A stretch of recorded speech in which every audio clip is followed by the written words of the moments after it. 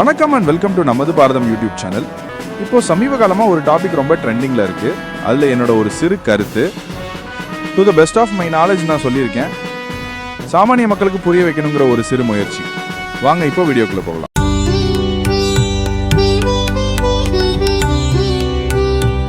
இப்போ சமீப காலமா பரபரப்பா பேசப்படுற டாபிக் அமெரிக்காவோட வரி விதிப்பு. அதனால இந்தியாவுக்கு பயங்கரமா பாதிப்பு ஏற்பட போகுது அப்படின்னு ஒரு பெரிய டிஸ்கஷன் போயிட்டு இருக்கு.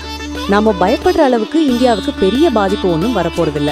ஏன்னா நம்ம எக்கானமி நாம பயப்படுற அளவுக்கு மோசமா இல்லை. நாம ஏற்கனவே எக்கனாமிக் சூப்பர் பவர் கண்ட்ரி, அதாவது பொருளாதார வல்லரசு நாடு அப்படிங்கிற போட்டியில நாம வேகமா முன்னேறிட்டு இருக்கோம். அந்த முன்னேற்றத்திற்கு இந்த வரி விதிப்பு ஒரு சின்ன அப்டக்கலா, அதாவது ஒரு சிறு தடையா வேணா இருக்கலாம். ஆனா அதையும் நம்மால சுலபமா சரி செய்ய முடியும். அது பொதுமக்களான நம்ம கையில தான் இருக்கு. அது எப்படின்னு கொஞ்சம் விளக்கமா சொல்றேன். நான் சொல்ல போற விஷயம் ஒன்னும் புதுசு இல்ல. நம்ம பாரத பிரதமர் மோடி அவர்கள் பதவிக்கு வந்த நாளிலிருந்து திரும்ப திரும்ப வலியுறுத்தி சொல்ற அதே விஷயம்தான். அதை நான் சுருக்கமா 2 வார்த்தைகள்ல சொல்லிடுறேன். Be Indian, buy Indian. Yes, முடிஞ்ச வரைக்கும் நம்ம உள்நாட்டு தயாரிப்புகளை வாங்கி உபயோகப்படுத்தணும். உள்நாட்டு பொருளுக்கும் அமெரிக்க வரி விதிப்புக்கும் என்ன சம்பந்தம்? அப்படி பார்த்தா நம்ம ஏற்றுமதி தானே பண்றோம், அதுலதான பாதிப்பு ஏற்படணும் அப்படின்னு நீங்க யோசிக்கலாம். உள்நாட்டு பொருட்களை உபயோகிக்கிறது மூலமா நம்ம எக்கானமியை எப்படி ஸ்டேபிளா வைக்க முடியும்னு நீங்க நினைக்கலாம். இதுக்கு அடிப்படையான ஒரு விஷயத்த நாம தெரிஞ்சுக்கணும். டாலர் கையிருப்பு, அதாவது ஃபாரின் எக்ஸ்சேஞ்ச் ரிசர்வ்ஸ். நம்ம நாட்டுக்கு ரிசர்வ் பேங்க் ஆஃப் இந்தியா மாதிரி ஒவ்வொரு நாட்டிலையும் அவங்களோட மத்திய வங்கி, அதாவது சென்ட்ரல் பேங்க் இருக்கும். அந்த சென்ட்ரல் பேங்க் மற்ற நாடுகளோட நாணயங்களை கையிருப்பு வைப்பாங்க. நம்ம கிட்ட வெளிநாட்டு நாணயங்கள் எவ்வளவு ஸ்டாக் அதிகமா இருக்கும், அந்த அளவுக்கு வர்த்தகம், அதாவது ட்ரேடிங் ரொம்ப ஈஸியா இருக்கும். ஏன்னா நாம எந்த நாட்டுல இருந்து பொருட்கள் இறக்குமதி பண்ணினாலும் அவங்களுக்கு அந்த நாட்டு பணமா தான் கொடுக்கணும். அதனால எல்லா நாட்டு மத்திய வங்கிகளும் மற்ற நாடுகளோட நாணயங்களை ரிசர்வ், அதாவது கையிருப்பு வைப்பாங்க. ஆனா உலகத்துல பெரும்பாலான வர்த்தகம் அமெரிக்க டாலர் மூலமாக நடக்கிறதுனால எல்லா நாடுகளும் அதிகமா அமெரிக்க டாலரை அதிகம் கையிருப்பா வைப்பாங்க. இதுதான் டாலர் கையிருப்பு. இப்போ டாலர் கையிருப்பு அப்படின்னா என்னன்னு உங்களுக்கு புரிஞ்சிருக்கும்னு நம்புறேன். இப்போ விஷயத்துக்கு வருவோம். இப்படி எல்லா இடத்திலும் டாலர் மூலமா வர்த்தகம் நடக்கிறதால அமெரிக்க டாலரோட தேவை அதிகமாகுது.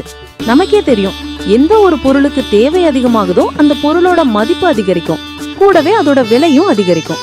அதனாலதான் அமெரிக்க டாலரோட தேவையும் மதிப்பும் எப்பவுமே அதிகமாகவே இருக்கு. நம்ம நாட்டிலையும் இதே நிலைமை தான். அமெரிக்க டாலரோட தேவை எப்பவும் அதிகமாகிக்கிட்டே இருக்கு. அதனால டாலர் கையிருப்புக்காக நம்ம அதிகமா செலவு செய்யும் போது நம்ம நாட்டோட பண மதிப்பு, அதாவது டாலருக்கு எதிரான இந்திய ரூபாயின் மதிப்பு குறைஞ்சுக்கிட்டே வருது. ஆக நம்ம ரூபாயோட மதிப்பை அதிகரிக்கணும்னா டாலரோட தேவையை குறைக்கணும். அமெரிக்காவுக்கு நம்ம பண்ற ஏற்றுமதியும் இறக்குமதியும் சம அளவுல இருந்தா ரூபாயோட மதிப்பு பெரிய அளவுல பாதிக்காது. ஆனா ஏற்றுமதி குறைஞ்சு இறக்குமதி அதிகரிக்கும் போது ரூபாயோட மதிப்பு குறையும். உதாரணத்துக்கு கச்சா எண்ணெய். ரூபாயோட மதிப்பு குறைவதற்கு ஒரு முக்கிய காரணம் கச்சா எண்ணெய் இறக்குமதி அப்படின்னு சொல்லலாம். ஆக இறக்குமதியை குறைச்சா ஓரளவு டாலரோட தேவையை குறைக்கலாம். ஆனா இப்போ இருக்கிற நிலைமையில அதற்கான சாத்தியக்கூறுகள் குறைவுதான்.